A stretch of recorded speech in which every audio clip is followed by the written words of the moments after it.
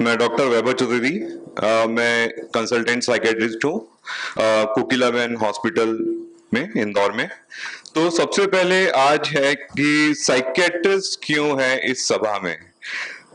तो इसका ये अर्थ है कि जब भी कोई भी आदमी क्रोनिक इलनेस से गुजर रहा हो, उसमें हम अपना aplastic anaemia, sickle cell anaemia या तो अदर कोई भी कैंसर डिजीज ले लें, कोई भी क्रोनिक इलनेस, तो जो व्यक्ति गुजर रहा है, पेशेंट और उसके फैमिली मेंबर को कहीं ना कहीं एंजाइटी और डिप्रेशन होना स्वाभाविक है।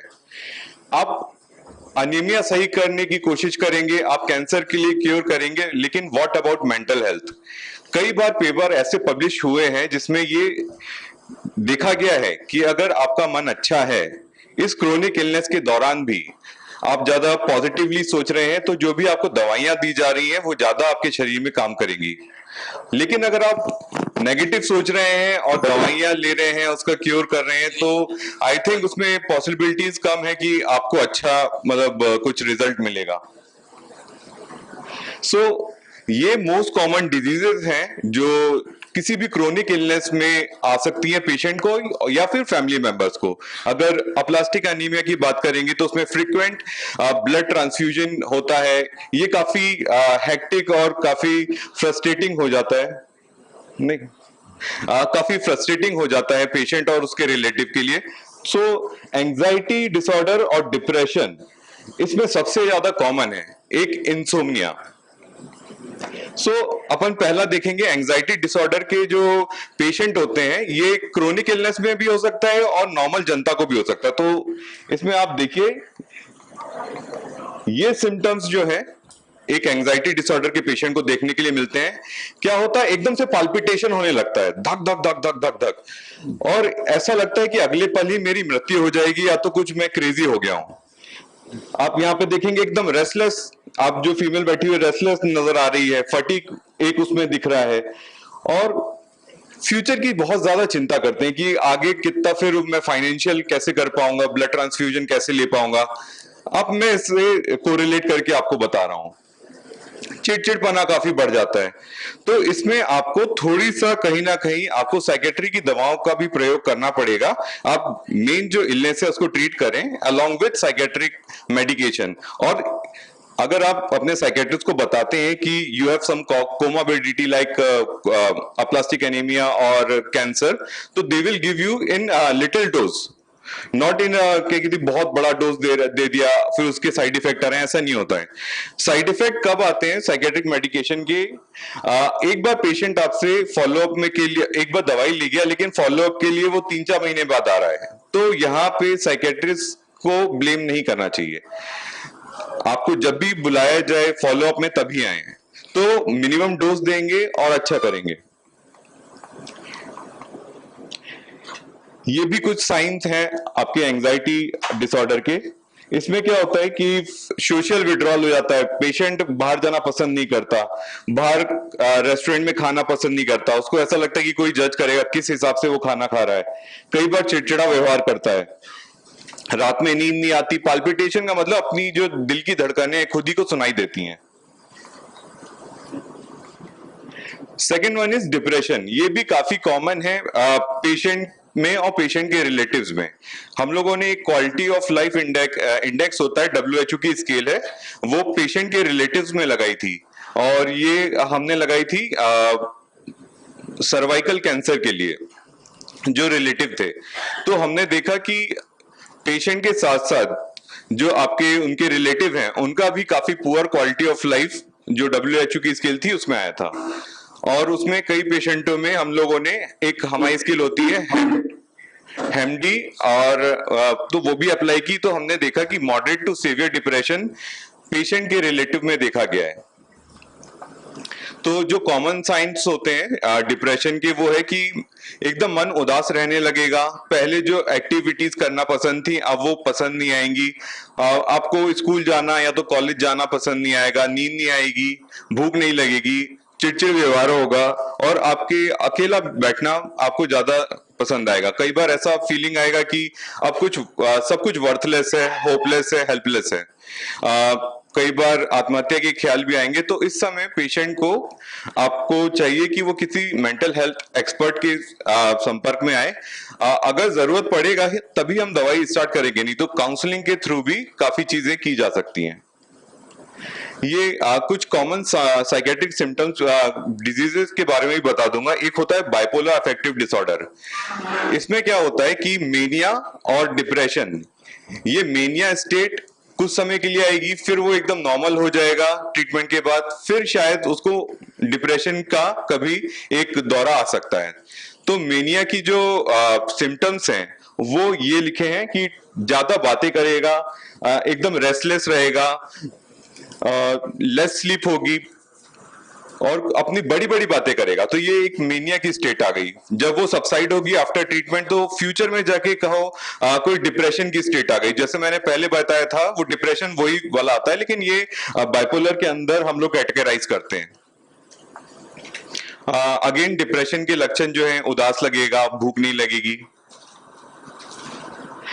ट्रिगर क्या हो सकते हैं बाइपोलर डिसऑर्डर की? या तो कहीं रात्रि जागरण हो गया हो, 2-3 दिन का नींद नहीं आई हो, ज्यादा अल्कोहल इंटेक कर लिया हो, अपने क्लोज वन से लड़ाई हो गई हो, तो ये ट्रिगर कर सकते हैं आपको बाइपोलर अफेक्टिव डिसऑर्डर के लिए। और इसमें मेनिया या तो डिप्रेशन कोई भी एपिसोड आ सकता है आपको। एक एकदम नया चलन चला है कि बर्नआउट। ये काफी कॉमन होता है डॉक्टर्स में, आईटी प्रोफेशन में, क्योंकि हम लोग का रेगुलर शेड्यूल रहता है। हमें वही सुबह से लेके एकदम शाम तक डिसाइड होता है, बस पेशेंट बदलते जाते हैं, अपन वो एक ही जगह में बैठे रहते हैं। तो इससे क्या होता है कि एक अपन बोर्डम आ जाता है कि अपन रेगुलर वे में वही एक्टिविटीज कर रहे हैं जो मैंने कल की थी, परसों की थी, और कई बार अपन दिन भी भूलने लगते हैं। तो इससे काफी जो अपना प्रोडक्टिविटी है वो घट जाती है। जॉब बर्नआउट में अगर ये अपने आप से कुछ सवाल पूछ के देखिए, ये क्या इसमें से कुछ आपको लगता है क्या? Ask yourself, have you become, क्या लिखा है, दिख नहीं रहा मुझे, सॉरी। इसको कुछ आपको सवाल पूछने हैं कि आपको बोर्डम तो महसूस नहीं हो रहा, आपको रोज पेशेंट देखने में ऐसा तो नहीं लग रहा कि चिड़चिड़ स्वभाव, पेशेंट से ज्यादा आप ही चिड़चिड़ा रहे हैं।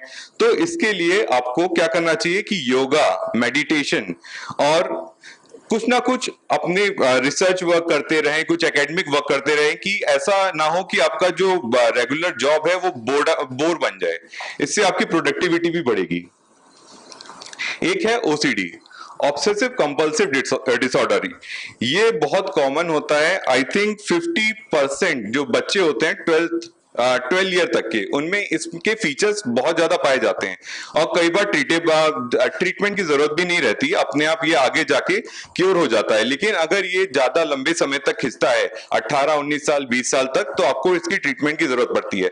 अब ओसीडी का होता क्या है, इसमें एक ख्याल आता है अपने अंदर। जैसे आपने, फॉर एग्जाम्पल दूंगा मैं, ये देखिए वॉशर एंड क्लीनर, आपने अभी देखा होगा कि एक बार हाथ धोया, फिर भी आपको लगेगा कि मेरे हाथ में कीटाणु है, एक बार और हाथ धोना चाहिए। दूसरी बार हाथ धोया, आपका मन मानेगा ही नहीं, कम से कम आपको 10 से 15 बार अपना हाथ धोना पड़ेगा।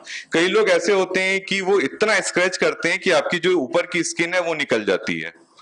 फिर एक दूसरा आता है इसमें कि आप रूम से निकले, एक बार लॉक लगा के उसको चेक कर रहे हैं, आपको दिख रहा है कि लॉक लगा हुआ है, लेकिन फ्रिक्वेंटली आप उसको खींच खींच के देख रहे हैं, आपको खुद समझ में आ रहा है कि लॉक लगा हुआ है। तो ये भी एक फ्रिक्वेंट चेकर की आदत होती है, ये भी हम ओसीडी के अंदर लेते हैं।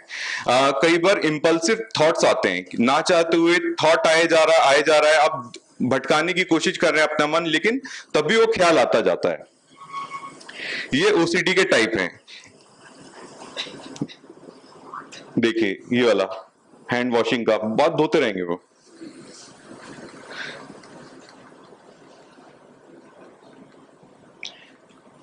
एक ये ग्रीफ आता है, अगर अपने क्लोज वन की डेथ हो जाए तो जो घर के लोग हैं एक ग्रीफ रिएक्शन से गुजरते हैं। ये ग्रीफ रिएक्शन रहता है करीबन 6 महीने का। इस ग्रीफ रिएक्शन के दौरान आपको एंजाइटी होगा, आपको गुस्सा आएगा, आपको डिप्रेशन भी हो सकता है, लेकिन ये नॉर्मल ग्रीफ के अंदर आता है। इसके लिए कोई भी दवाओं की आवश्यकता नहीं होती, लेकिन एक बार आप मेंटल हेल्थ एक्सपर्ट से मिल लेंगे तो आपको एक काउंसलिंग के थ्रू इससे उबारा जा सकता है। एडजस्टमेंट डिसऑर्डर, बच्चे कई बार दूसरी जगहों से कॉलेज में शिफ्ट होते हैं, हॉस्टल में शिफ्ट होते हैं, नई नई शादी होती है तो बहुएं अपनी ससुराल में जाती हैं, तो वहां पे जाके काफी लोगों का पटता नहीं है और उनको काफी इंटरपर्सनल इश्यूज आते हैं, तो इसको बोलते हैं एडजस्टमेंट डिसऑर्डर्स। इसके लिए भी काउंसलिंग की काफी आवश्यकता होती है, बस आइडेंटिफाई होना चाहिए कि ये एडजस्टमेंट डिसऑर्डर है। यहाँ पे कुछ साइन है एडजस्टमेंट डिसऑर्डर के। एंशियस फील होगा, नींद नहीं आएगी, लैक ऑफ एपेटाइट होगा, चिड़चिड़ा व्यवहार होगा, अपनी सासू माँ से नहीं पटेगी। ज्यादातर केसेस में तो होता है, लेकिन एक एडजस्टमेंट डिसऑर्डर है, उसको अलग से माने। एक ये काफी इंपॉर्टेंट टॉपिक है, अल्कोहल डिपेंडेंस सिंड्रोम। आपने बहुत बार देखा होगा कि अपने कोई रिलेटिव में अल्कोहल पी रहा है और अपन उसको गंदी निगाहों से देख रहे हैं कि क्या दारुआ रोज पीता रहता है। नहीं, उसको एक डिजीज पर्सन की वो डिजीज है, उसको अल्कोहल डिपेंडेंस नाम की, वो चाह के भी उसको नहीं छोड़ सकता। उसने बहुत बार कोशिश की होगी छोड़ने की, लेकिन नहीं छोड़ रहा। तो इसको हम एक डिजीज की तरह लें और उसको एक बाकायदा डी एडिक्शन सेंटर पे डलवाएं, तो फिर काफी अच्छा होगा। Thank you.